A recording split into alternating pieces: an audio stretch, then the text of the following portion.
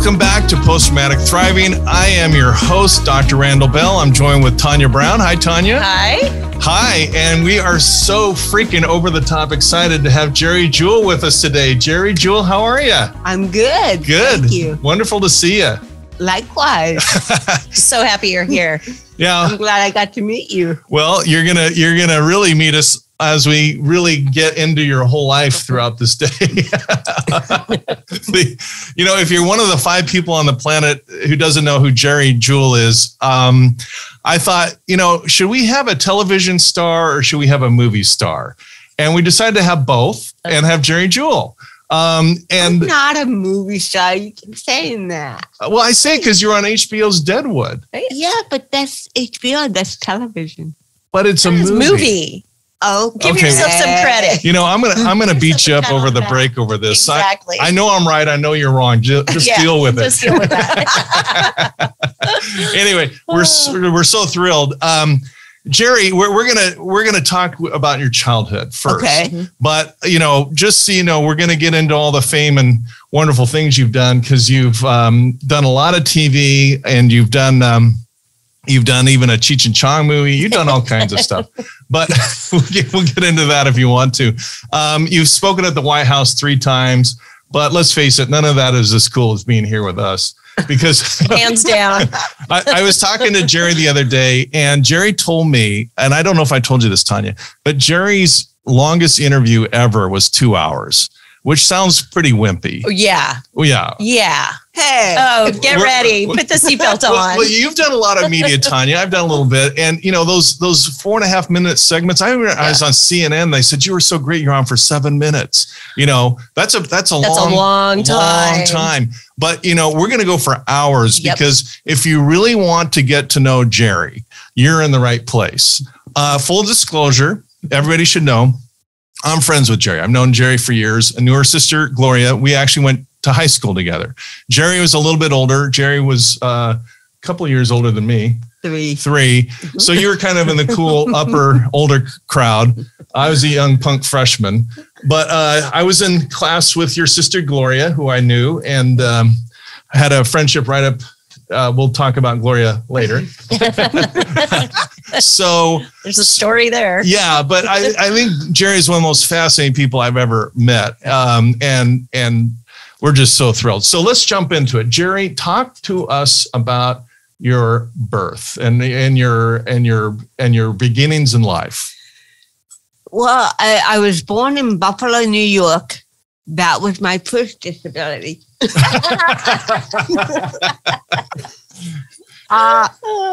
My mom was pregnant with me in 1956, September. And she was 6 months pregnant with me. And she was sitting on the front porch of my parents' home. And this car came around the corner. And I guess she was trying to learn how to drive. It was a student with a teacher. And she put the gas instead of the brake. He told her to brake it and she gassed it. And it went up my parents' front lawn, knocked over the maple tree. And my mom ran to save her life because the tree landed on the porch. And when she ran, she fell. And she started hemorrhaging and the water broke inside. So they took my mom to the hospital. And they thought that they lost the baby. They thought they lost me. Surprise! I'm here. Not that easy. But they were trying to save my mom's life too, because her life was in danger. And they said, we have to do a cesarean to get that baby out of there to save your wife. So they were moving her and prepping her for the cesarean. And I fell out in between the 2 beds. Oh, gee. Oh. Gosh. Surprise! Again. And I weighed 3 pounds when I was born. This was 1956.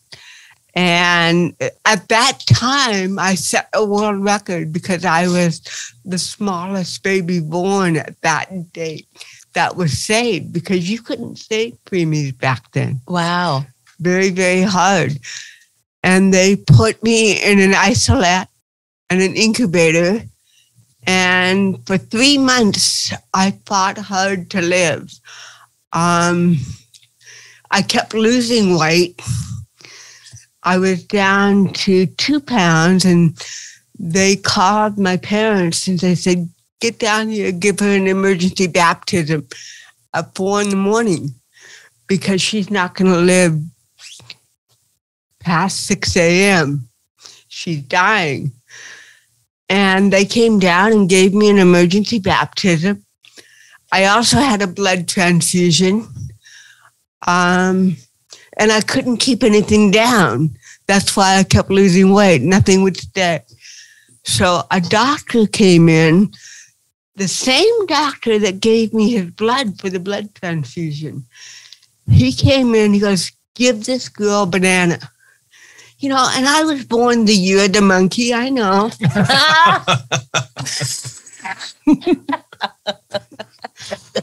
So they gave me banana, liquid.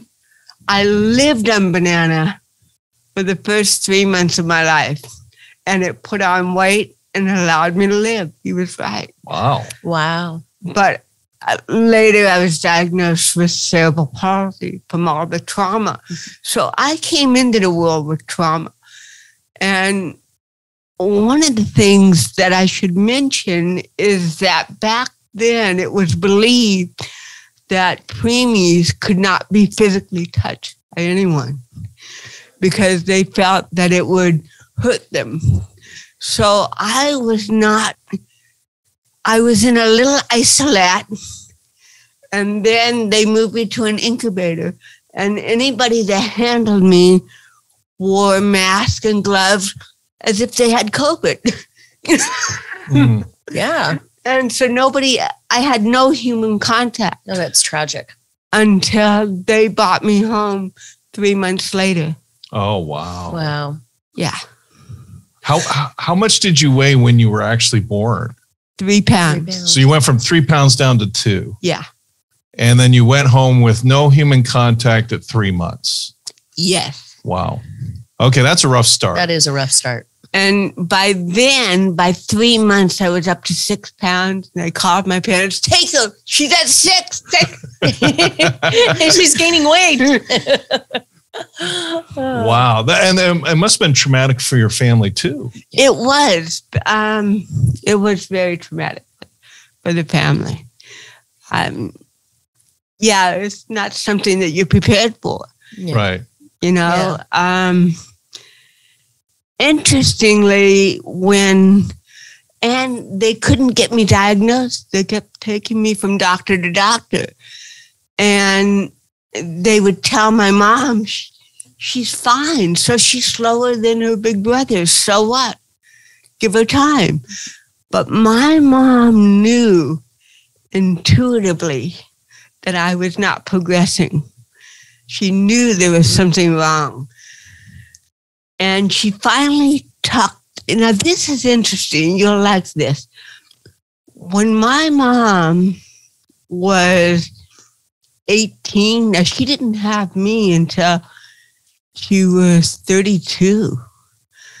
And when she was 18, she got a summer job in Maine to take care of a family as a nanny. And one of the kids had severe cerebral palsy.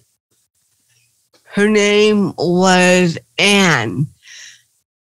And her mother, Ann Tucker, her mother taught my mom everything there was to know about cerebral palsy at 18. Wow. Wow. So both my mom and me knew that this was destined. Yeah. It was a God shot. Oh, yeah, absolutely. No question. Mm-hmm. And that's why my mom knew, she always told me, that she knew I was going to have CP. And she knew I was going to live. She kept screaming at the doctors because they told my dad they lost me. We lost the baby, but we're going to try to save your wife's life. And she was screaming. She was saying, no, she's alive. She's in there. She just doesn't want to be born yet. It's too early. She just doesn't want to come out yet. She's there. See, you were a fighter from the very, very start. From the very beginning. Yeah. Yeah. Yeah, I had to. Yeah. I fought for my life. And later, when I was diagnosed as having cerebral palsy, finally, and it wasn't in New York, Ann Turner's mother told my mom that UCLA in California had the best pediatric program for babies. You got to get her to UCLA. So my parents picked up and moved to California for me. Wow. Wow. That's something else. It really was. And I was diagnosed at 18 months old. This is funny, too. You'll like this. We were living in Lancaster at the time, and we drove to UCLA, and the doctor said, Mrs. Jewell, do you mind if we use Geri this afternoon for a symposium? A symposium?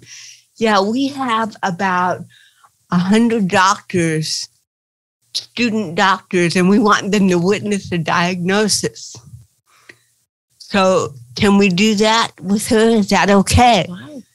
And they put me on stage at 18 months old. And you wonder why I ended up the way I did. It's like it's in your DNA. Yeah, they put on me the stage. Yeah, they put me on stage at 18 months old in front of 300 student doctors. And they're showing them, well, this is how the CP looks like. And I actually have a photo of me on that stage. And you see my mom's hand trying to hold me still. Because I moved a lot. Yeah. Wow. And 18 months old on the stage at UCLA. You started young in every aspect of the word. My God. You know, I felt compelled. I almost put on, when I put on my socks this morning, I almost put on my Subway socks because I eat Subway all the time. And Dave over here gave them to me. But anyways, for some reason, I started putting them on. I took them off. And I put on my UCLA socks. You did? Yeah. Oh, look at you. I felt there must have been something in the energy in the air. Oh, shoot. And my son just got accepted at UCLA this week. That's awesome. Yeah. I'm a fight on. Sorry. Yeah. Shout out to UCLA. Oh, no. Well, I'm sorry. We're going to have to let you go, Tanya. You're a USC fan? Yeah. Oh, that's awful. Well, I was born during USC. With yourself? I don't know. I tried. I was born during the game. You were? I was. All right. Mm-hmm. Well, the reason I brought up that point is that when I was diagnosed finally at 18 months old, my parents filed a lawsuit against the driver in New York for causing the CP. And what they found out was her attorney found out that I was inaccurately pronounced dead when I wasn't, and therefore handled roughly by the head, because they were ready to toss me. Oh, she's breathing. and also, they took me out of the isolette too soon to move me to the incubator, and I lost oxygen and turned blue. Mm. Oh, wow. So there was that accident. And then a nurse handled me when she wasn't supposed to with her bare hands, and she was sick. She gave me pneumonia. Oh, no. So for 6 weeks, I not only was fighting CP and living, but I also had pneumonia on top of it. Yeah. My gosh. That's crazy. And I read, by the way, we're going to refer to this book in my studious notes here. But I read in your book, or maybe you told me, that for all the trouble, the person that ran and went over the curb, ran over the tree, nearly killed your mom. Yeah. The total compensation was what? The total compensation would. Well, she had to buy a new tree for $75. Oh, yeah. No, she got $80. 80. She got $80. $80. Yeah, she got $80. Oh, okay. Trees are worth at least $80. That's a rough start. Mm-hmm. That's a rough start. It is. You had to be like in survival mode even when you were in the womb. Say it again. You were in survival mode when you were in the womb before all of this. Like you were fighting for your life from the very beginning. I was always in survival mode. Yeah, from the very beginning. That's why I'm still here with you. Yeah, exactly. Exactly. Yeah. Well, so what's your first, this all happened and I'm sure you have no memory of it. What are your first memories of? Well, I was very blessed to have my mom. Mm-hmm. Because she could have coddled me and done everything for me. And I would have been very spoiled and more disabled than I am, just for lack of not forcing me to try to do my best. Does that make sense? Yeah, for sure. And so my mom put me in school at 18 months old. And they didn't have a bus system back then. I had to take a taxi to school. She put me in a cab, and I went to this school in Long Beach that was for only preschoolers with cerebral palsy, no other disability. And you asked me what I remember. Mm-hmm. The teacher, her name was Hazel Olds, Ms. Olds. How nice that you remember her. And she did not. Oh my God, she pushed us galore. She was, I had physical therapy, occupational therapy, speech therapy. And one of the things that I hated was to put me in a standing table. You had to be strapped into a standing table so that I could learn how to stand on my own. Oh. And I had to be in that I had to do my work standing instead of sitting to make my legs stronger. Oh, I hated it. And one time I had a tantrum. I'm not going to go in there. No. And she said, "Are you going to continue to scream?" Okay, she picked me up and put me in the closet. She put you in the closet? Yeah, so that was my first time in the closet.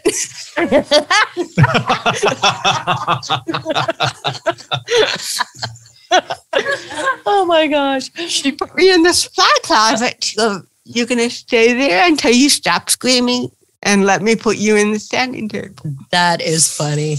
Wow. My gosh. But you know what? What a blessing that you had a mom who was tough on you and a teacher who was tough on you. Oh, she was. Yeah. And that's a gift. Oh, that they gave you. Anybody who had Hazel tell you the same thing. They feared her in a good way. She was ruthless. In fact, I finally reconnected with her when I was on Facts of Life. She must have been in her late 80s. And I think this was 84. And she still lived in Long Beach. And so I'm driving to her house. She gave me direction. And when I got to the door, she said, "You're late." She's still bringing out the wooden spoon. And I said, "Well, what can I say? I got lost." "How could you get lost? You used to live in Long Beach." "I was 2.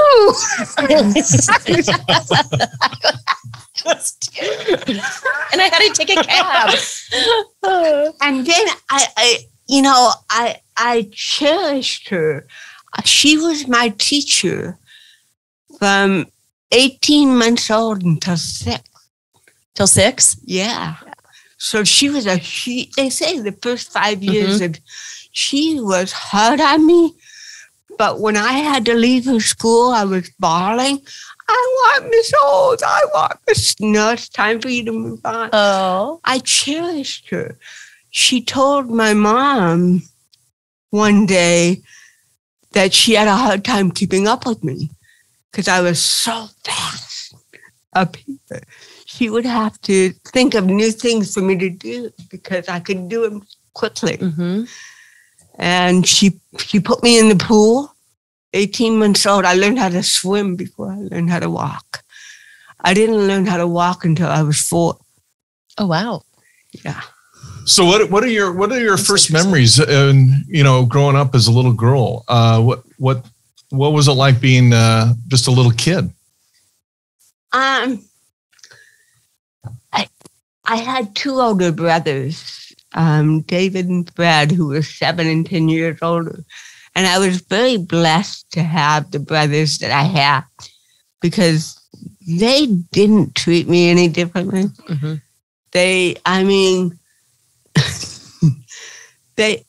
David especially spent a lot of time with me. He was 10 years older than me. And they were just, if it weren't for my brothers, and then 3 years later, Gloria was born, and she was a godsend. Mm-hmm. So I just remember, my parents had to buy parallel bars and walkers and all kinds of stuff. And I remember, my mom was just as bad as Miss Olds. You're going to walk in the parallel bars. If you're going to watch TV, you're going to do the parallel bars first. So I was very blessed. Uh-huh. I have nothing to complain about. I had huge support. Mm-hmm. Yeah, absolutely. So tell us more about your childhood. Well, I was very blessed to have my sister Gloria, who was born 3 years later. And the irony of that is that when Gloria was born, my mom felt guilty because she had a little 3-year-old who hadn't even learned how to walk yet. And she had a newborn baby. Mm. And she called all her close friends asking to adopt Gloria. So she could take care of Geri. And I thank God she never, her friends wouldn't do it. You're crazy. No, I'm not going to adopt. It's actually like bringing tears in my eyes right now. But that's how much Mom was dedicated. Yeah. It wasn't that she didn't love Gloria. It was heartbreaking. Yeah. But she knew that I needed a lot of care. How is she going to care for 2 babies? Yeah. And I'm so glad she didn't put Gloria up for adoption because she was a godsend. Gloria and I are kindred spirits.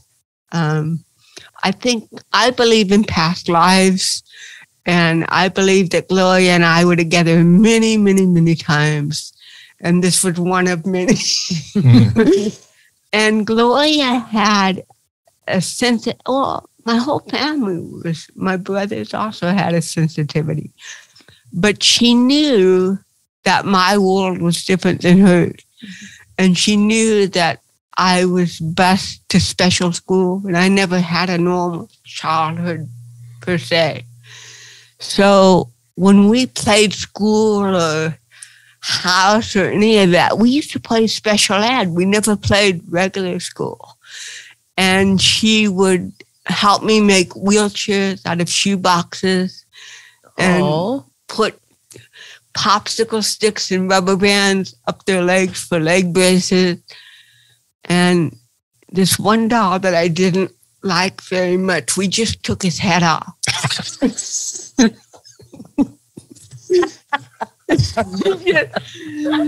What does that say? I'm not even going to psychoanalyze this right now. That's going to go in the memory bank for later. Just beware, Geri. Yeah. But the fact that she would play with me on my terms was amazing. Yeah. Yeah, for sure. Yeah. That's a blessing. Yeah. And so where are you living at this time? Well, we were living in Garden Grove and then Fullerton. Okay. Mm-hmm. So did you ever go into, a mainstream school outside of a special needs school? I went briefly in the 7th grade. No, I went half time in the 6th grade because the special ed that I went to in Fullerton was shared property, Woodcrest, and then Woodcrest Special. Mm-hmm. Do you follow me? Mm-hmm. And I was in Woodcrest Special.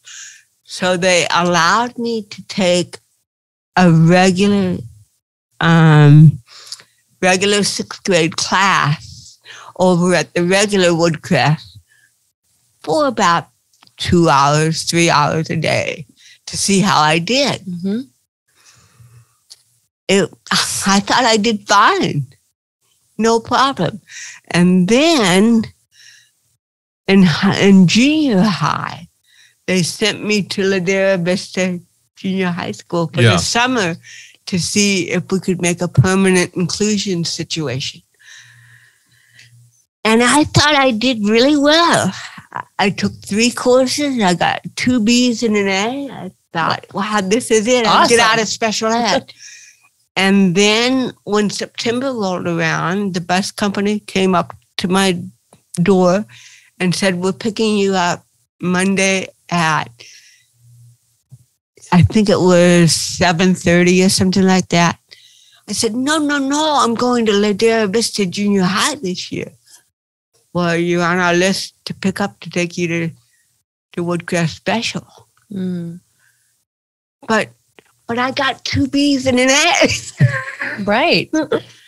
And nobody told me the truth. I was so devastated. And my mom didn't have the heart to tell me because she knew I had my heart set on it. Mm. So your mom knew? Yeah, she knew. Mm. But she didn't know how to tell you. Mm. You were crushed. I was crushed. And years later, I think it was 1984 again. I got hold of all my childhood records from the schools because I told them that they were doing my life story and I needed all this stuff, things that I had never seen before in my life. And in that folder was my report from Ladera Vista Junior High. You know what it said? Mm. It said, Geri is a sweet little girl. She's very smart. She tries really, really hard to keep up with the rest of the class. She does well, but she eats lunch alone. Oh. Mm. And she doesn't play with kids at recess. So we think it's best that she go back with children like herself. Oh. Mm. Oh. You separate me from kids without disabilities for most of my life and expect me to make a magic transition in a 2-month period? Mm. No way. Yeah. And I wasn't eating lunch alone. I was eating with Carol Burnett, Johnny Carson. I had this fantasy that I was in show business. And I kept that fantasy up from junior high all through high school. When I went to the library, my mom was really impressed that I would go to the library to study. She had no idea what I was really doing. What were you doing in the library? That was in GM Studio. Ah, that you had an imagination. Yes. And my mom's 69 Biscayne Chevy with the rolls. And this is what I've learned about those years is that, have you ever heard the term creative visualization? Mm-hmm. Well, that's what I did. I created my future from early on. Yeah. This is what I wanted. Mm-hmm. Wow. Yep. I don't think I've ever told you this story, but there's such a striking parallel I've got to tell you. I also went to Ladera Vista Junior High School. Oh, okay. And in sixth grade, we went from sixth grade elementary to junior high, at least where we're from. Yeah. And Mr. Ham, my sixth grade teacher, didn't seem to think a lot of me, although I thought highly of myself in terms of my math abilities. But he put me in remedial math. And on the first day of class, and there are 3 levels of math. I don't know if you remember that, but he put me in the lowest. And I literally opened the book and it was like literally 2 + 3. And I was thinking, Mr. Ham must think I'm really pretty, slow here. And I go to the last end of the book to see how far do we get up to. It was like 17 + 4. And I thought, oh my gosh. So I went to the counselor at Ladera Vista Junior High, Mr. Morris. I remember his name. And I said, Mr. Morris, I'm in too low of a math. This is ridiculously simple. I don't know what Mr. Ham thought, but I'm a little smarter than this. Well, by accident, I don't know what it was, but he put me in the advanced. I just wanted to be in the regular middle math like everybody else. Got it. And so I'm in the advanced math. I didn't get A's, but I got like B+. I did all right. Okay. And from that time, all the way from junior high school through high school, I was in an advanced math. And everybody thought I was a brainiac. I wasn't. I was I was a Fullerton High School, go to the beach, every spare second, guy. And but because of the persona, everybody telling me I was smart and thinking I was smart, it started to wear off. So I got to ask you the question, what did this do to your self-esteem, being thinking you're doing well and being held back, the opposite of what I had at the exact same school? I would say that a part of me didn't care anymore. It was like, it doesn't matter whether I get an A or an F, how hard I try, how hard I don't try. I'm going to be stuck where society wants me. And they never asked your opinion. No, never. It was really not wise of them to base my socialization with education, academics. Right. That comes later. I can only do one at a time. Right. Yeah. But they put you in a box. So you're back in. Go ahead. I finally was graduated from special ed. Wow.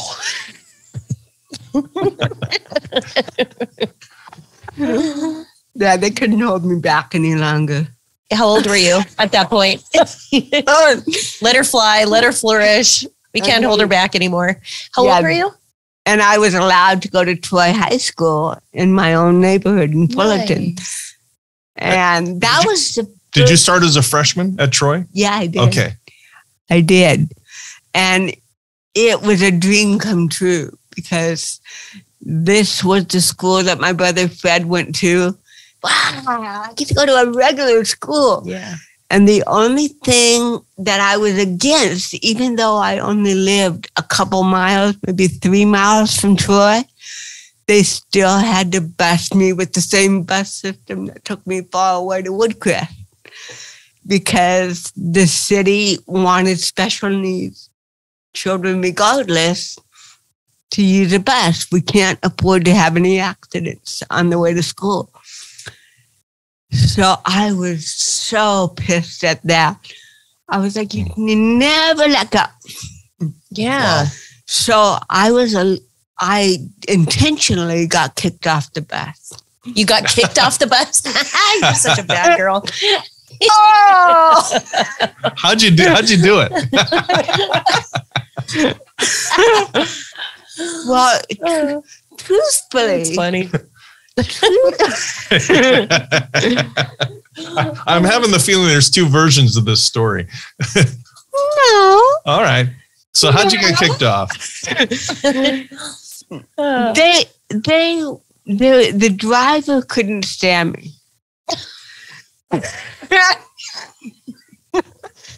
And what I found out through the other kids, because I hated country western music, I was into the Partridge Family. So you were into what? The Pilgrim, the which? Partridge Family. Oh, the Partridge. Oh yeah, Family. David Cassidy's part of the story. Just way, yeah. But what the kids were not supposed to tell me is that every time they came to my house, he would crank up country western just because he knew I hated it. And we didn't like each other. There was something about him that bothered me, and I couldn't pinpoint what it was. But he was just creepy in my mind. And then one day, they came to the school to pick us up, and they were loading wheelchairs first because they have to strap them in and everything, and then the walkers could get on. And I got on, and he was mad because I got on because I wanted to sit down. I didn't want to wait. Typical Jewel.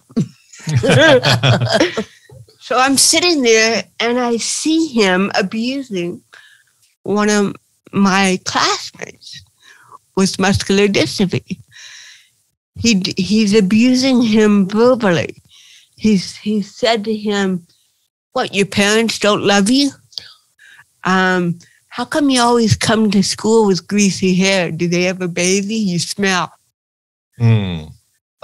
Kids can be so cruel. No, this was the bus driver. Oh, this is the bus driver. Yes, sir. Bus driver. And I was just... That's cruel.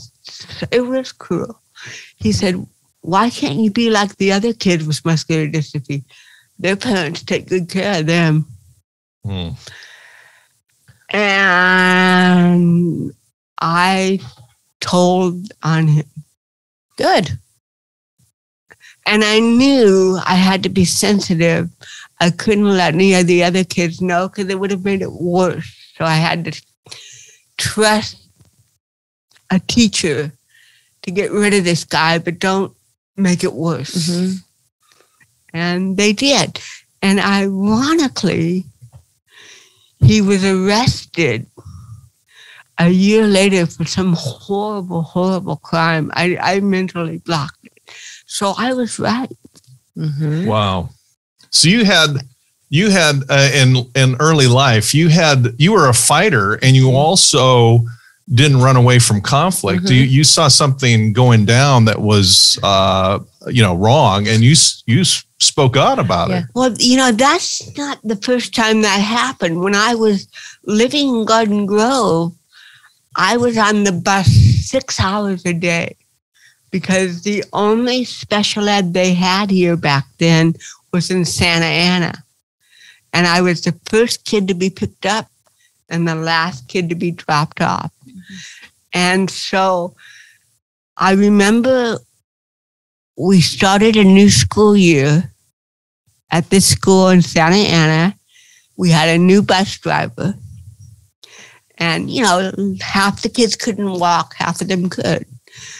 And he drops off all the kids except 3, me and 2 others. And he gets on the freeway. He's not supposed to get on the freeway. And how old was I? I must have been 7 or 8. And these other kids were 6 and 5. They were even younger. And they couldn't walk. I was the only ambulatory. So he gets to a park. And he's supposed to drive each of these children to our own homes. That's the law. Mm-hmm. He went to a park and he carries the kids that can't walk and places them under a tree. And I said, what are you doing? He said, well, I forgot to put gas in the bus, and I'm legally not allowed to take special ed students to a gas station. So I'm going to leave them here. Oh, my God. So I can get gas, but I'll take you home first. And I said, no, you're not. Yes, I am. No, you're not. And I ran off the bus and I sat next to these two kids under the tree. I said, if you're going to leave them here, you're going to leave me here. Yeah. And we were there until nightfall. Oh, my God. He left? Yeah, he left. Never came back. And oh, my God. And you guys are kids.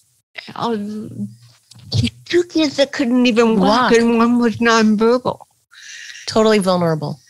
And so, of course, my parents and these two kids are calling the bus company, where are our children, where are our children?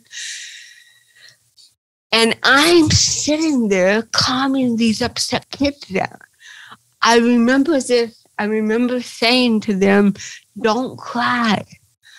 They're going to figure out we're not home yet.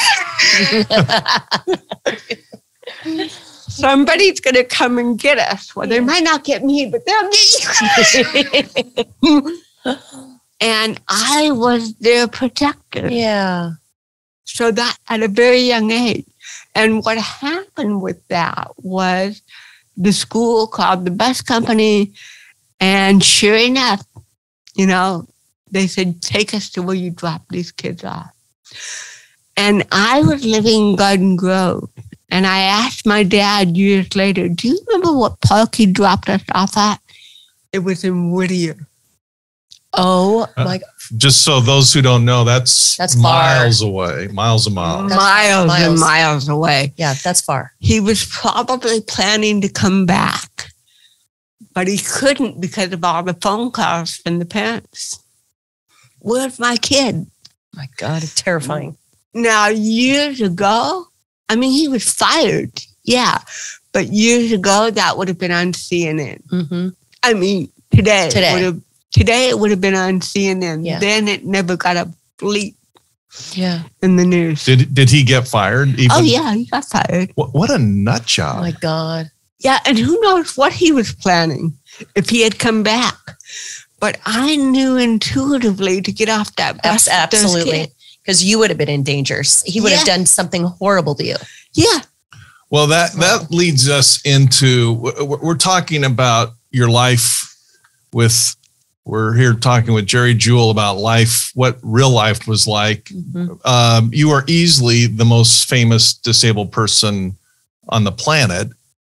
Come on. There's a lot of... No, no, I'm right. I'm right. You're wrong. Not a lot. No, and this is what disability really looks like and looked like. This is tough to hear because, Geri and I, we're all friends. To hear that this is the background of a dear friend who you care for and love deeply, it's tough. But I'm gonna go there. There was abuse that you went through as a kid, and to the extent you're comfortable sharing, what would you like to share about that topic? As all pre-college kind of stuff. Well, there was. Okay. A friend of my parents. I think that's what you're alluding to. Yeah, well, I'm alluding to whatever you want to allude to. A friend of my parents was staying with them, and Gloria was spending the night with a friend. My dad worked graveyard shift, so he wasn't home. And his wife was asleep in the guest room where he should have been, and my mom was asleep. and he sexually molested me for, God, it must have lasted about an hour or so it seemed. And I felt, now I was 17, but you have to understand, emotionally, I was probably 12 because of all the special ed and not having experiences to grow. Does that make sense? Absolutely. So I was a lot younger than 17, and he was probably, I would say, 13 to 14 years older than me. Oh, my God. And what's interesting is that I had never had a date in high school, never kissed, no physical contact. This was my first physical contact. And it was conflicting because I was thinking, wow, this is the two thoughts that went through my head. Is he doing this to me because this is what teenagers are supposed to do and I'm supposed to enjoy it? And I'm pretty like my sister Gloria? I did think that. Or is he doing this because he's taking advantage of me and know that there's nothing I can do about it? And I wrestled with that, and then I became angry and then I became scared. And it was now about, God, it must have been 5:30 in the morning. And I got dressed and I go to the front door and he blocked my way. He said, "Where are you going?" I said, "I'm leaving." At 5:30 in the morning? Yes. But people will think something happened. Because something did happen. Well, can't you just go on and pretend like it never happened?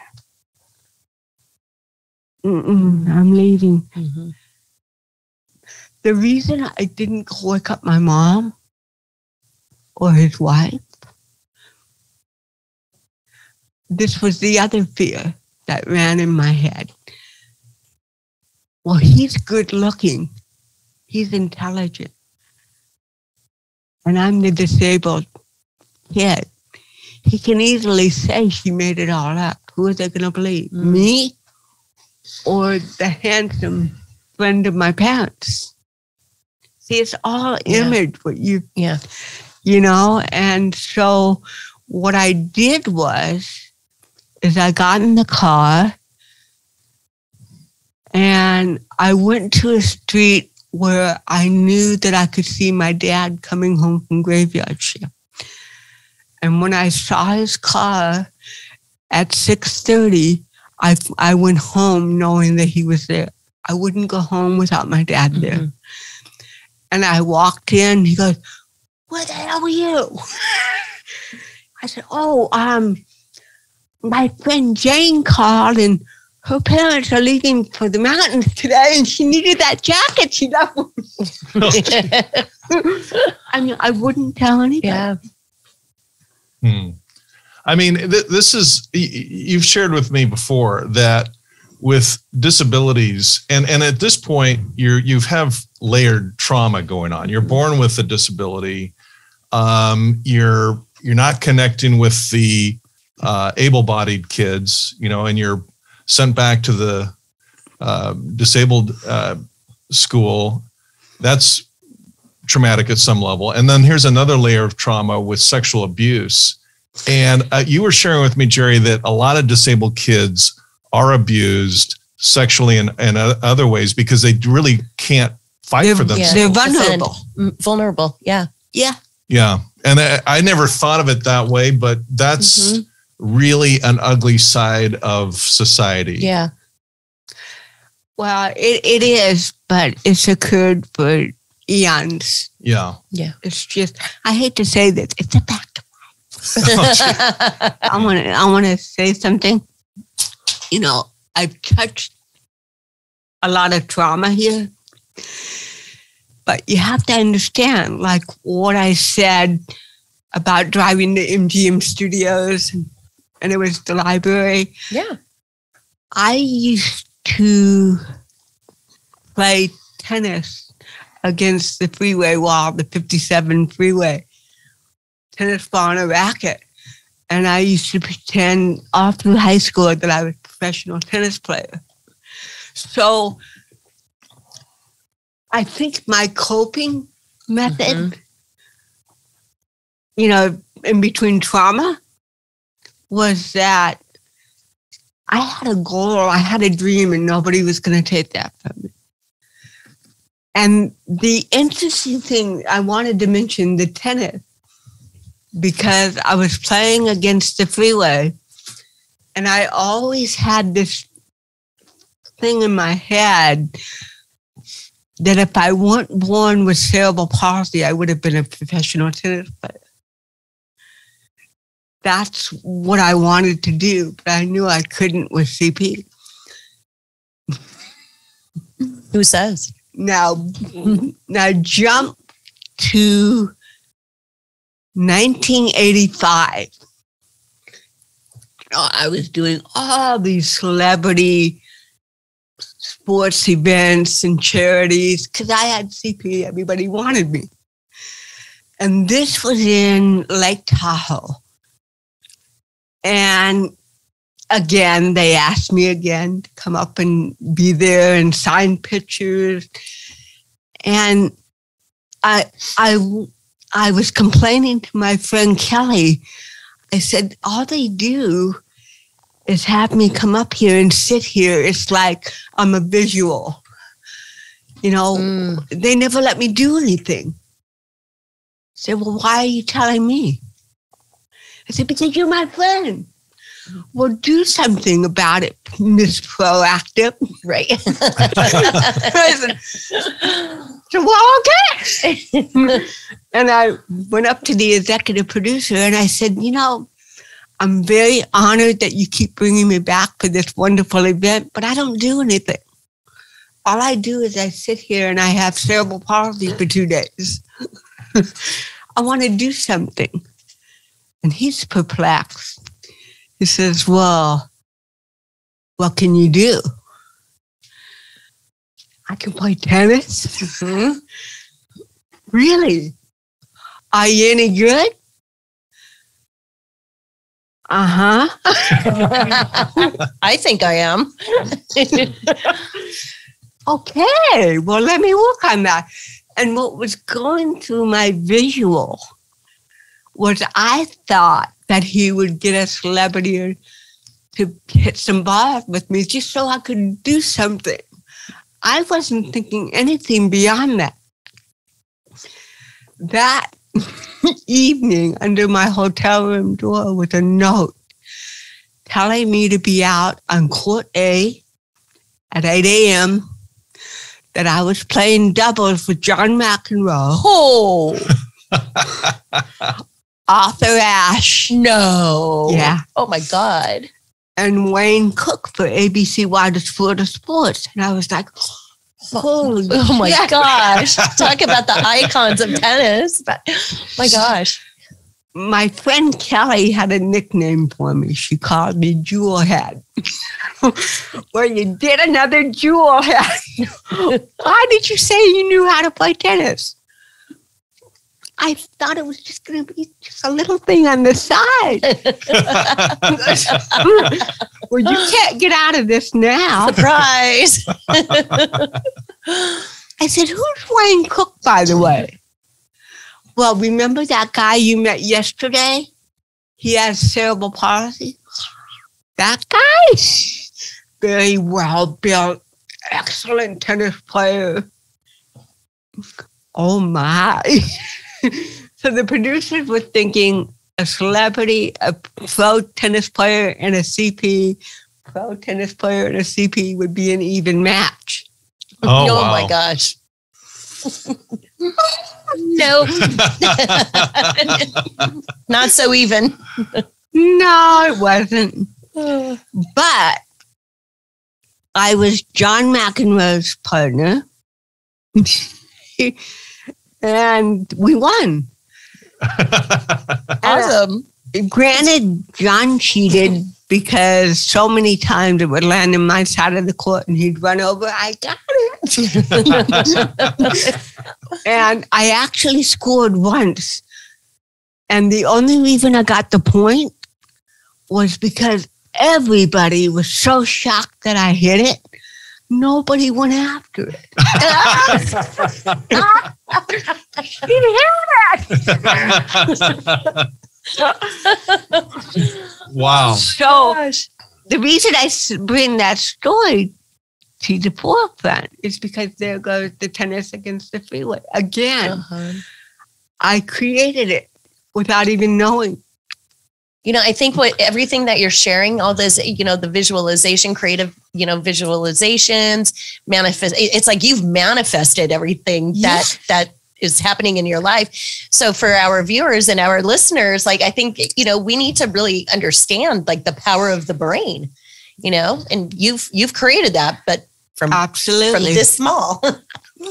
Absolutely. Yeah, that's remarkable. One of the most successful people I ever met, she was the executive producer of a major TV show. And I met her when I was invited to be on the show, but I went in her office afterwards. She showed me this huge vision board that covered 2 walls of her vision. Oh, wow. And she's now living the complete vision that's been up on the wall for years. Yeah. The stuff really works. It does work. It does work. You just need to apply it. Yeah. Yeah. Exactly. Yeah, and you're a loving testament. You're both testament of that concept. I'm having a bad hair day today, though. Well, you look great. Why do you say that? It's good. I have a permanent cowlick in the middle of my head. Well, you're fine. Here. What do you want us to do with it? Okay, it's all good. Deal with it. You're fine. All right, now you look fine. During a break, we were talking, you're bringing so much to the table because, the title of the podcast is Post-Traumatic Thriving. Mm-hmm. I can't think of a more exceptional example of that than you, Geri Jewell. Yeah. I want to, we talked about some of this really heavy, ugly stuff that, we're going to have trigger warnings all over the place. Mm-hmm. But I want to go back to junior high school, elementary school, high school. And I, to the extent you're comfortable talking about it, I know that there was some bullying that went on. And can you share some of that reality with us? Well, the bullying that I remember, oddly enough, I can remember specifically maybe 2 or 3 times, but I'm also hearing impaired.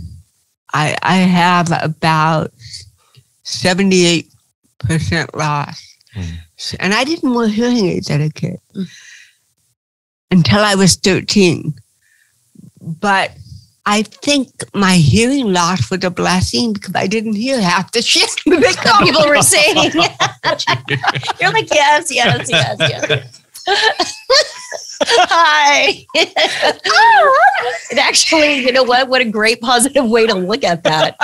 It's probably true. But that is funny. But I remember when we were in Fullerton, there was this family that lived about 3 houses down from me. And my brother Fred was babysitting me and Gloria. And he told me that I could ride my bike, but I couldn't go past their house because he couldn't see me past that house. He wanted to watch me. So I would make a U in her driveway and come back home. Now, previously to this, you should know this, she told me never to step on her property. And she didn't want me to talk to her kids. She wanted her kids to play with normal kids. not kids like me. And this particular day, when I was doing the U, she came around the corner in a car and chased me in her car, and I'm on a bike. There's a parked car in front of me. I'm not quick enough to get on the sidewalk, and she blocks my way, can't go around it. She rolls down her window and said, I saw you, you were on my property. This is an adult woman, not even like a kid bullying you at school. This is a grown woman. Oh, shame on her. Unbelievable. And it was very traumatizing because she was yelling at me in front of all the kids in the neighborhood. And I thought, this tiny, I'm sorry. Mm-hmm. And I ran in the house crying, and I slid under my bed. I was so mortified. And my brother Fred comes into the bedroom. What are you doing? Leave me alone. And he pulled me by the legs out from under the bed. What happened? That mean lady down the street. And I told him what she said to me. He was so mad. He said, you wait here. He walked down to her house, rang her doorbell. She answered the door.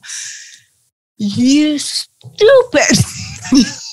How could you chase a kid with cerebral palsy on a bike and you're driving a car? Yeah. Because she said, I was driving very slow. I was not chasing her. I just wanted to let her know that she couldn't be in my property. Why not? And he called her every name in the book. And she slammed the door on his face. He opened it again. I'm not done with you. And my brother was 16 at the time.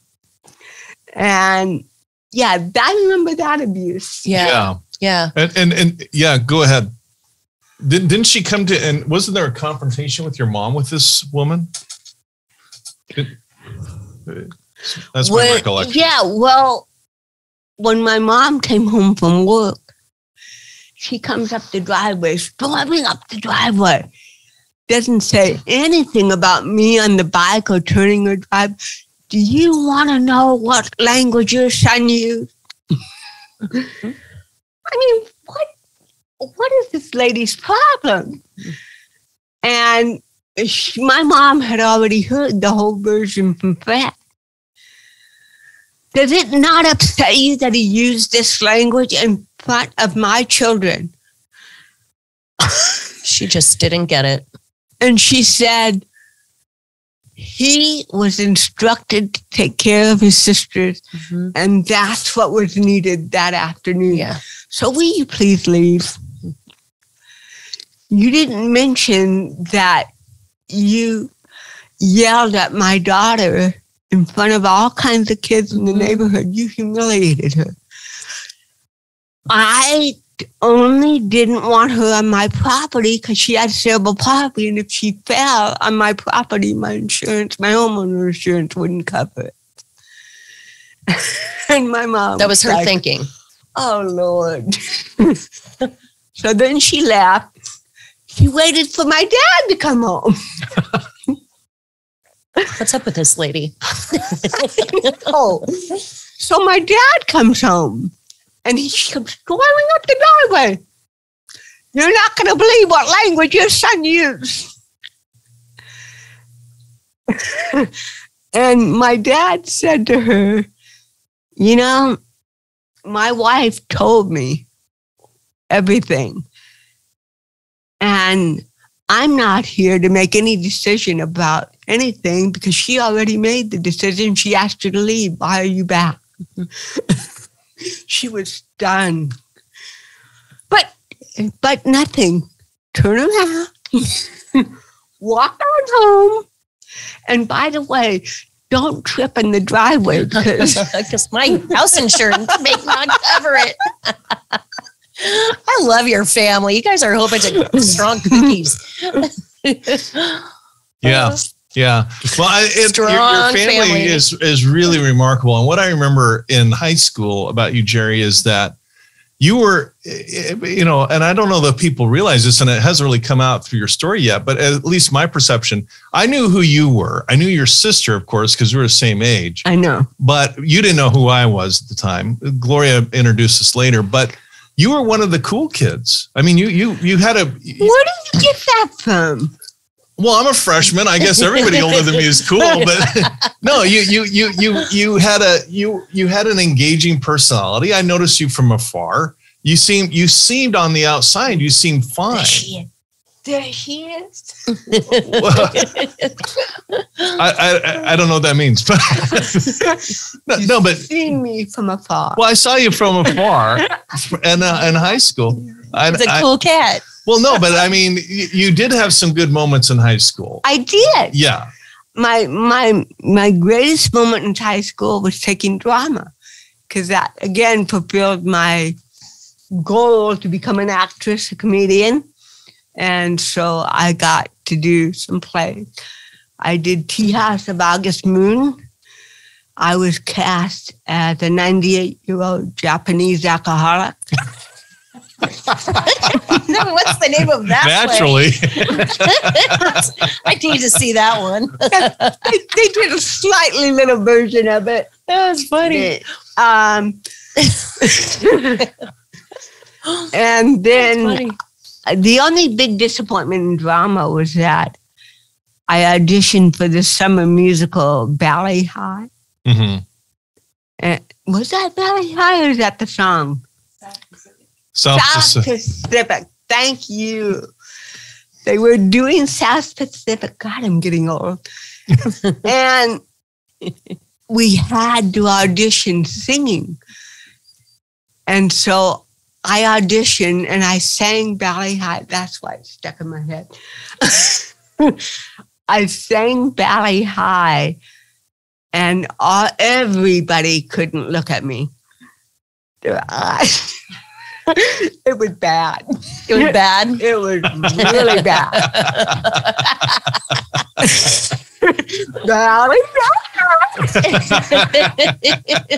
Like, oh. Well, I'm a drunk Japanese woman. I mean,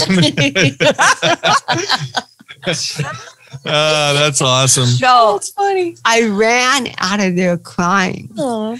And my drama teacher, Mr. Moore, I don't know. I remember Mr. Moore, sure. Yeah, he came running after me. Geri, stop. No, I'm humiliated. Geri, okay, you need some work singing. But I'll tell you what, there's a non-speaking role and singing role, no singing or speaking, that I'd like for you to do. Really? Yeah. Do you mind being a nun? I guess she can play a whole bunch of characters. And being the warped Catholic that I was, Warped Catholic.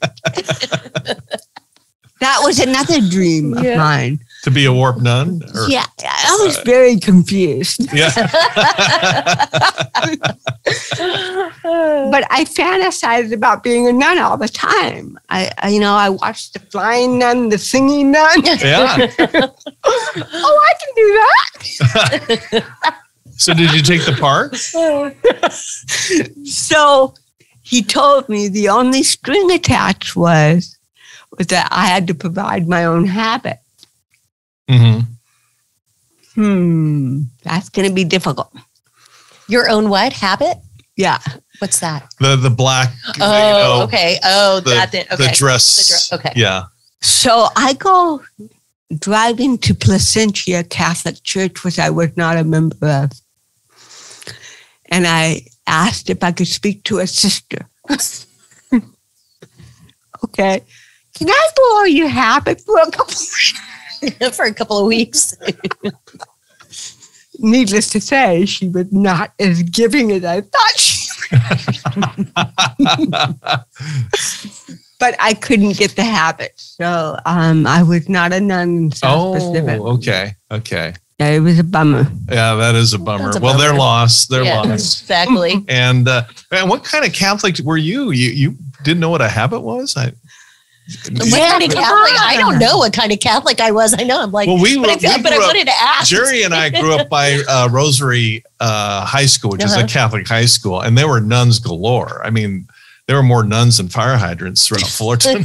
So, I was born and raised Catholic, went to St. Edward's, got and you didn't see a habit. And all. I didn't know. No, I've seen it. I just didn't know what it was called. Oh, okay. Yeah, I just didn't know what it was called. Okay, well, we've cleared up that. I just thought it was like a. Speaking of Catholics. Yeah. I was a junior in high school at this time. And my dad worked graveyard shift, as I said earlier. He came home and I was on my way to leave Detroit. He said, "Where are you going?" "I'm going to school." "Well, you got to cover all the furniture first." Dad! Cover the furniture. He didn't want the pets sleeping on the furniture while he slept during the day. Mm-hmm. "Oh, come on. Do it, Jerry." And he goes in his room and goes to bed. All I had to do was walk 7 steps down the hall, open the linen closet, and cover the furniture. BFD. Mm-hmm. And I was going to, kind of. Kind of. But then I saw out of the corner of my eye, there was a sheet on the kitchen table. Thank God I don't have to go down the hall. I grabbed the sheet and pulled it. And 6 pumpkin pies that my mother baked the day before. Oh, no. For relatives for Thanksgiving was smashed to the ground. And then I thought, oh, this is a bad thing to happen. So the first thing I did was I went and I got my cat. And I put paw prints in all the pies.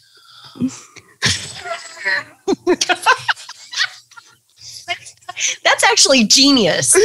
In a warped way, it is genius. It is genius. Then I left a note saying, "Look what Boo Boo did." Sorry, I didn't have time to clean everything up, but I covered the furniture. I went down. Well, it's brilliant. After school that day, I was afraid to come home. Really? Wonder why. I went to that same Catholic church in Pleasant. And I thought, can I speak to a priest? So I met with the priest. He actually brought me in and we sat down. What is your problem? I said, well, you see, I have cerebral palsy. Yeah, okay. Well,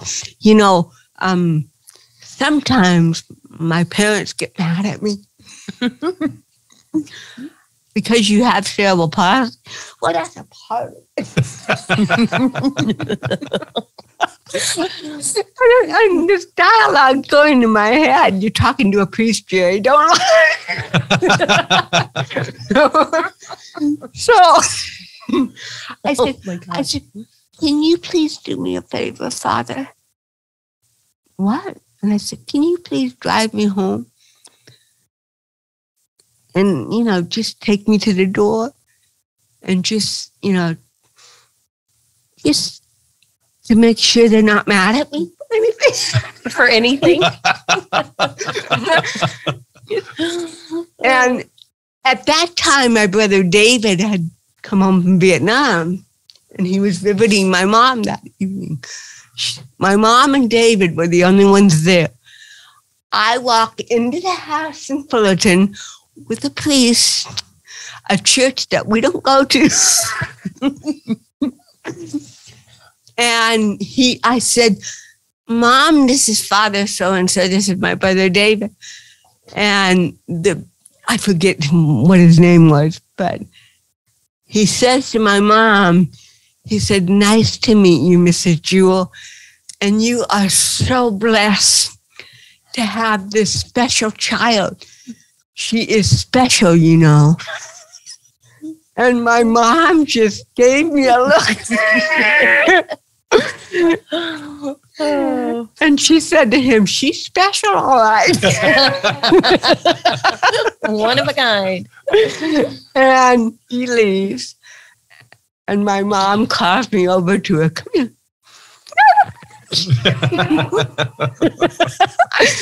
Come over here. I stand there. Jerry and my brother David is laughing. He cannot believe that I had the balls to bring the priest home.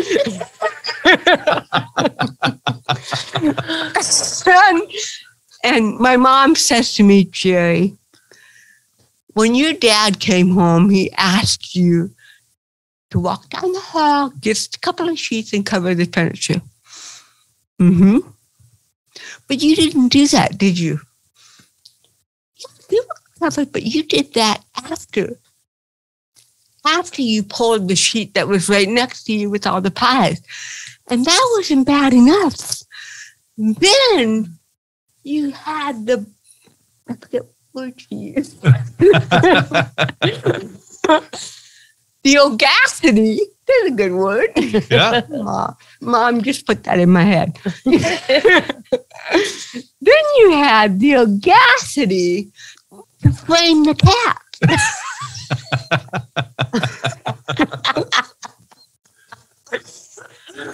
What were you thinking? That is so funny. And the punishment was, because I was getting allowance because I couldn't get employed like other teenagers. And the punishment was I had to make 6 pumpkin pies that night.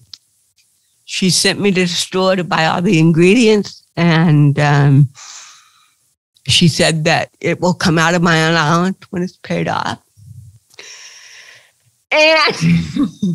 And my brother David would come in the kitchen and try to help me, and my mom would yell from the other room, "You're helping her, David, stop it. She's going to do this whole thing. The only thing I'm going to allow you to do for her is to carry the pies to the oven." That's it. Wow. Your mom was a tough cookie. Yeah. Yes. In a good way. Yeah. In a really good way. I think one of your I don't know. Oh, and then she was pissed that I brought a priest home. Oh, yeah. I forgot. That was even more. From a different church. From a different church.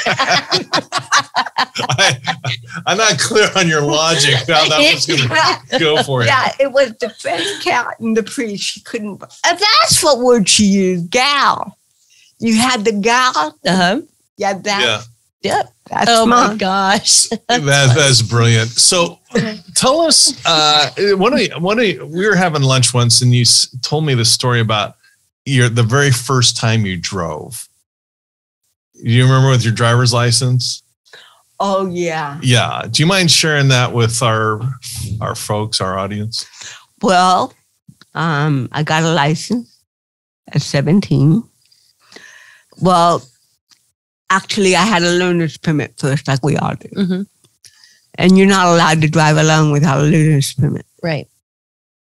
And I came home from school, and my mom was asleep, so I thought, she'll never know. Mm-hmm.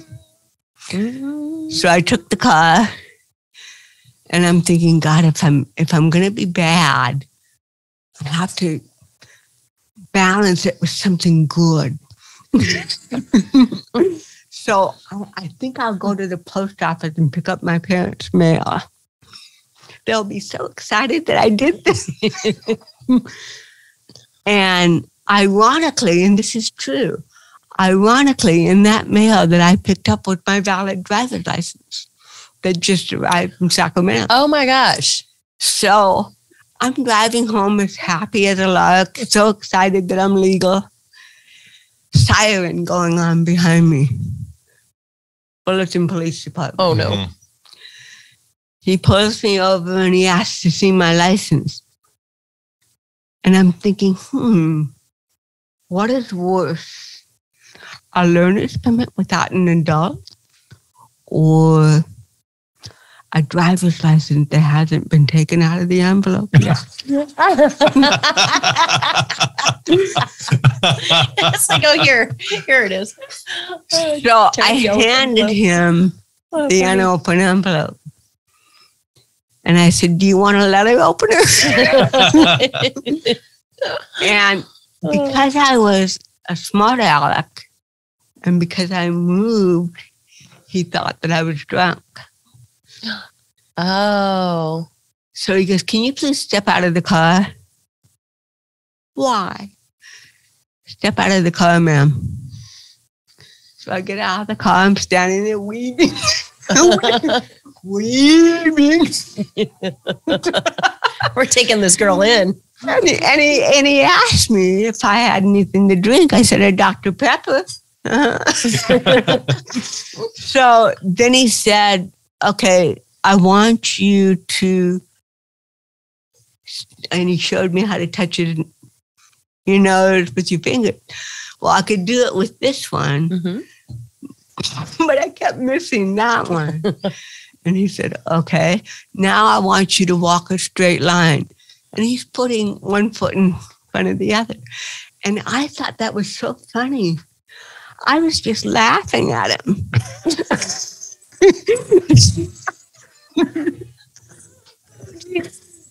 gets worse and worse and worse. He said, why are you so humored? I said, well, I mean, you can do that, but I've never walked a straight line in my life.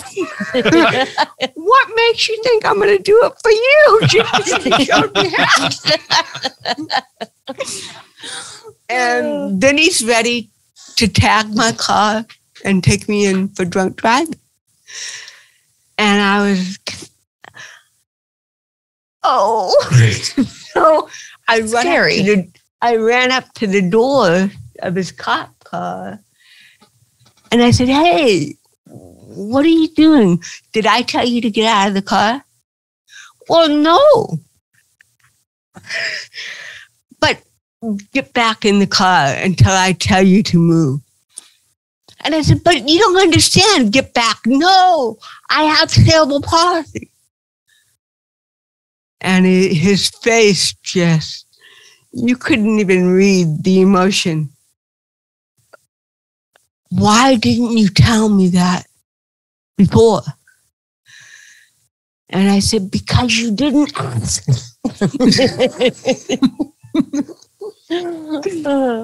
And I said, now can I please go home? Well, I'm still going to give you a ticket. I just told you I'm not drunk. No, a different kind of a ticket. What? He said, you were going 50. And at 35 miles on, you get a speeding ticket. Oh, no. Please, I've only had my license for 1 day. My dad will kill me. And he said, no, he may bruise you a little, but he isn't going to kill you. He may bruise you a little bit? Is that what you said? Yeah. He may bruise you a little, but he isn't going to kill you. And he gave me the ticket. I had to go to traffic school to keep it off my record. And again, I was punished. Even though I was legal, my mom made the point, you were accidentally legal. Ooh. That's awesome. That's a funny story. Yeah. I had a few run-ins with the Fullerton Police Department. They were tough. They didn't let us kids off. I remember right by your house, I walked across the street against a red light, and there were like 15 of us all going from Troy, just crossing the street, in the crosswalk against the red light. And he gave all 15 of us tickets. Yeah. Wow. They were a tough crowd. Yeah. Fullerton and Huntington. Yeah. And Costa Mesa, don't even go there with me. Anyway, so before we leave high school, you had this wonderful relationship with Gloria. Mm-hmm. And before I ask you my question, from my perspective, it was really an amazing thing. And going to Troy High School in Fullerton, California, Geri Jewell's a couple years older than me, is disabled. But, from my perspective, you seem to have a lot of friends, a lot of laughs. You're in the drama department, all that kind of stuff. And Gloria was my age, and Gloria was, she sadly passed away about 5 years ago. Oh, I'm sorry. Yeah. But Gloria was just, she walked in a room and everyone knew. I mean, she was so over the top gorgeous. Yeah, I know. Over the top gorgeous. And she was also had a kind heart. Yes. Very, I mean, she was as beautiful. I know it's a cliche, but she was as beautiful inside as she was outside. That's absolutely 1,000% true. Yeah. Yeah. And she was like someone that looked like her was kind of intimidating, quite honestly. But then when you got to know her and realized that she was just very down to earth, very funny. Yeah. She was all those things. But what did you, before we leave high school, what would you like to share about your memories of Gloria? Well, in high school was the first time we went to the same school together. Mm-hmm. Never before that point. So that was new. I was known through high school as Gloria Jewell's sister. Mm-hmm. Mm-hmm. Well, you're Gloria Jewell's sister. And so in a way, I kind of resented that. But at the same time, wow, I have a beautiful sister. She's gorgeous, everybody. And, Gloria and I, like I said, I think we were spiritual soulmates. Yeah. We came to teach each other different lessons in life. But she was sensitive. I don't know. I lost my train of thought. Well, my perspective was that if Gloria was asked by the quarterback to go out on a date and she already had plans with you, she fiercely loved you. I don't know how a better way to put it. But she and I had, in high school, we didn't really have a lot to do with each other in high school. Mm-hmm. But I will tell you that for every play that I ever was in, she came. Yeah. Sweet. Even in college, every single play, she was there. So, Geri, any other thoughts about high school? Well, they were precious years to me. I mean, I had some wonderful teachers in high school that were friends with me lifelong. A teacher, an English teacher that set me on the right track writing. And I also had Gloria there at the same school. It was such an incredible time. It really was. I even went to Washington, D.C. to meet President Nixon. While you were in high school? Yeah. Oh my God. Did you meet him in person? Yeah. Well, are we on the air? Yeah. Uh-huh. Yes, we are.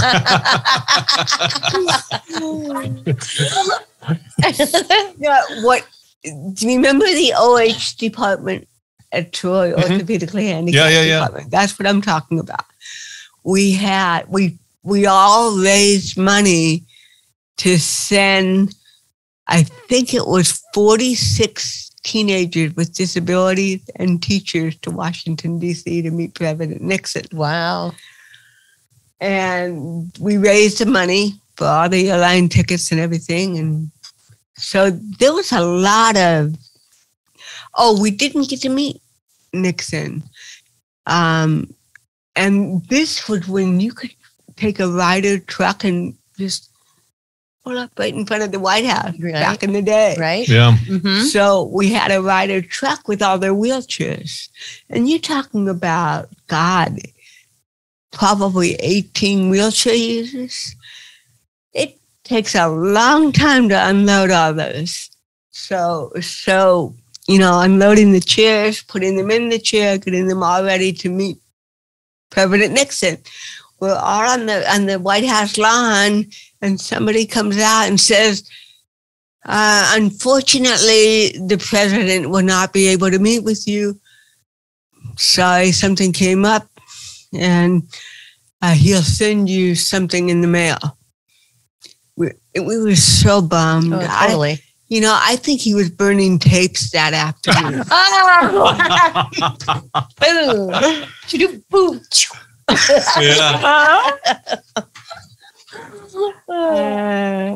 Yeah.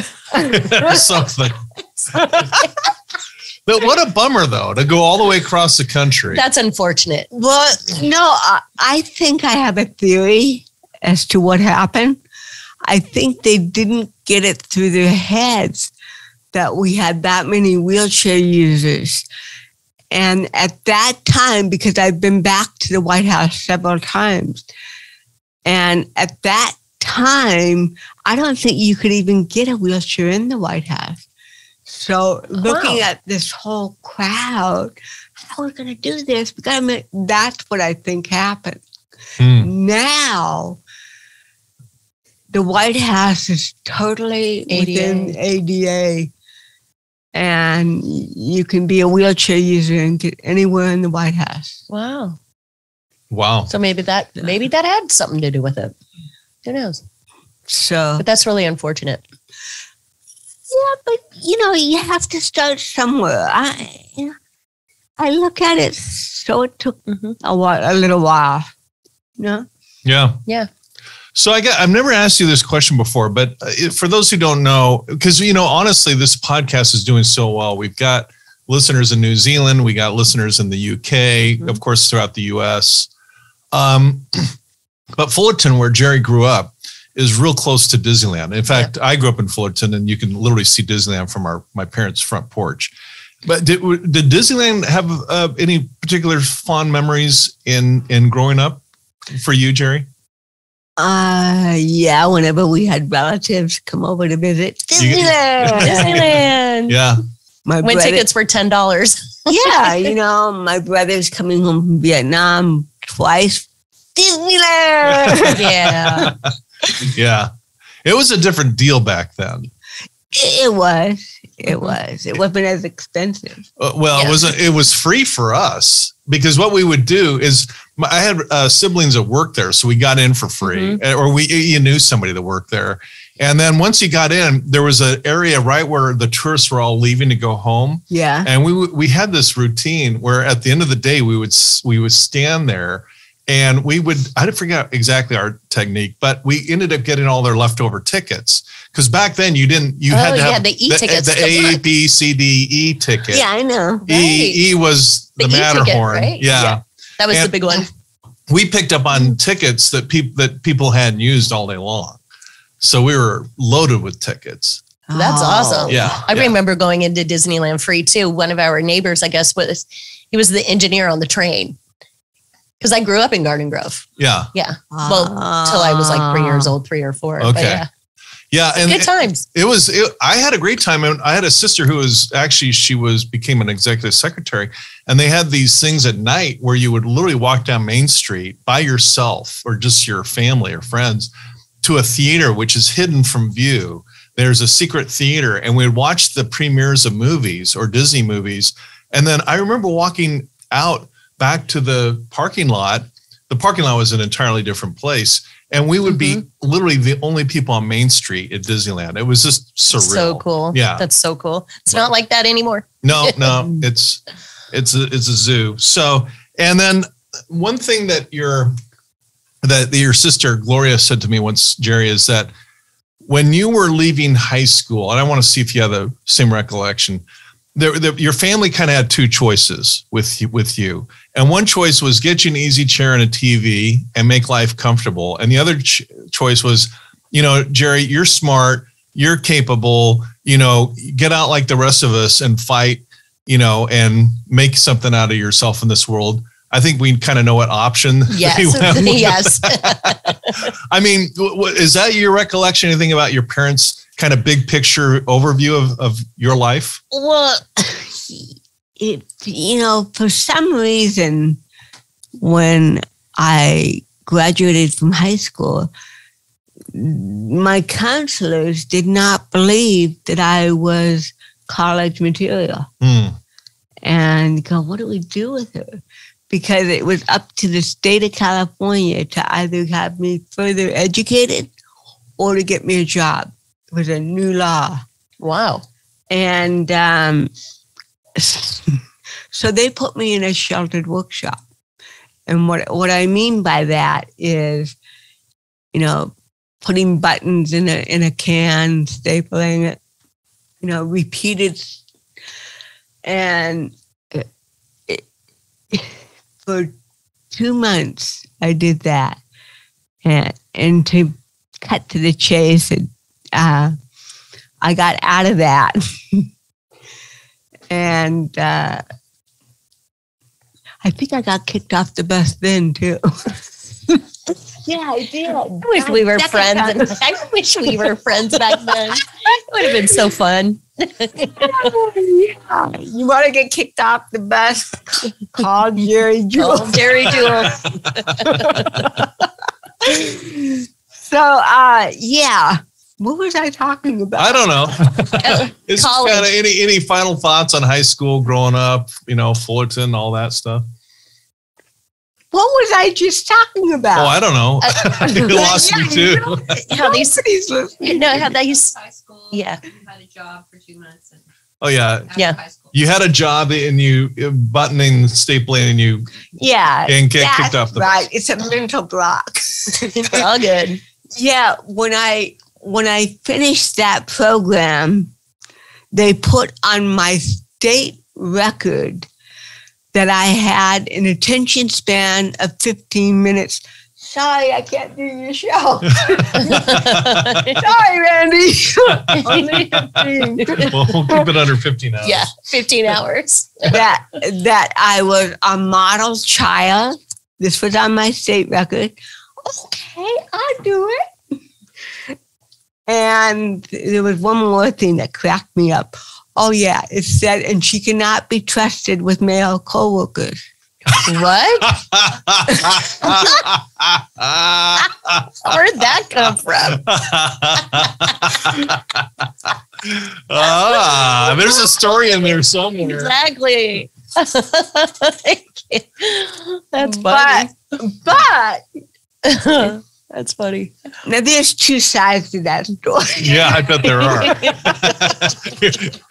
Your side and the truth. No, I was put, now this is their brilliance. They put me in film developing department. Yeah, let's put somebody with a lot of movement. Yeah, to do developing. Yeah, I mean, the place is going to go up in flames. So they put me in a dark room. And they also had a wheelchair user who was paralyzed in Vietnam. And he was working in the dark room with me. Mm-hmm. Now, I was 18 and he must have been in his 20s. Mm-hmm. Gorgeous, gorgeous man. And we were in the dark room. And he said, "You're really cute." "Really?" "Yeah, you're really cute." I said, "Well, thank you. Nobody ever said that to me before." Mm-hmm. He goes, "Haven't you ever kissed anyone? Haven't anybody ever kissed you?" "No." "Okay, I'm going to show you what it's like." He put his lips to mine. The dark room suddenly wasn't dark anymore. Lights went up. Fireworks going off. 4th of July in the dark room. Let there be light. Let there be light. And on my state record, she cannot be trusted with male coworkers. All right. Now that's the story. That's the official version of the story. Yeah, all right. The story. Well, the story ends there. It's awesome. All right. Well, we're going to start next episode and, college and auditioning for comedy clubs and all of that. But Geri, I am so, again, thrilled to have you here. I want to thank Tanya, you for being here. Our audience, our podcast is new. Yeah. And we're getting like hundreds of thousands of hits on social media. Yep. Our PR stuff is hitting with literally hundreds of networks. So amazing. Yeah, it's really great stuff. And I think the reason why is that we talk about this stuff, this trauma that affects, the vast majority of people across the country, and it's not resolved successfully. And that's why you get all the drug addictions and problems. I mean, nobody can argue that trauma has really affected Geri's life. And, but she's a post-traumatic thriver. So we'll get into an episode 2 right here on post-traumatic thriving, where we dive, survive, or thrive. The choice is yours. All right. See you right back later. Thanks for supporting our podcast. Be sure to like, share, and subscribe, and follow us on your favorite social media. For books, merchandise, or to donate, visit CoreIQ.com. Post-Traumatic Thriving is produced by CoreIQ, a nonprofit with a mission to teach the life skills we all need but are not taught in school. CoreIQ and the Post-Traumatic Thriving podcast are for informational purposes only and do not provide medical or mental health advice. Always consult with your licensed medical and mental health care providers.